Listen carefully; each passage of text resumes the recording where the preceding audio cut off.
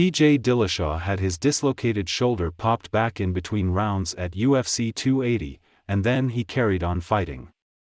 The Californian, 36, took on Aljamain Sterling for the UFC bantamweight title in Abu Dhabi on Saturday. Tense scenes. Dillashaw's corner popping his shoulder back into place between rounds. Flushed-face desktop computer. Watch UFC 280 live now on BT Sport Box Office.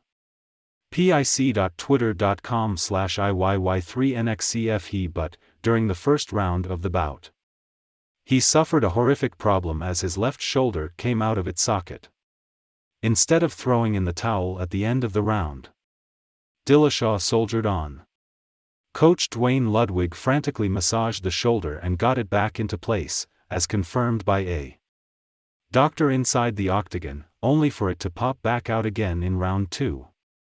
Sterling continued his flurry of punches against his helpless rival in round 2 and secured a TKO and defend his belt.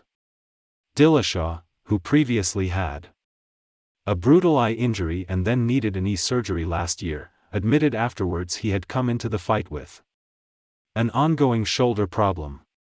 He said, "Yeah, it popped out right away. I have got to apologize to the weight class. I kind of held it up. I probably dislocated it 20 times in training camp."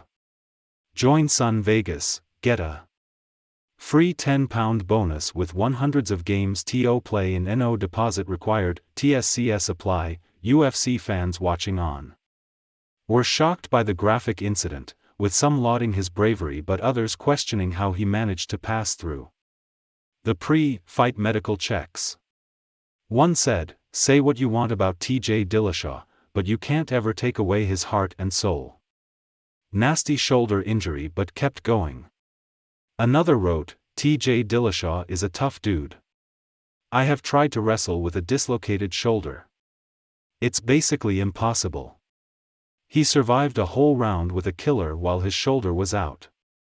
And a third added, "People will be talking about how tough TJ Dillashaw is instead of talking about how selfish he was to carry a serious shoulder injury for 6 months into a title shot that someone else could have had. What a waste of time and energy for all involved."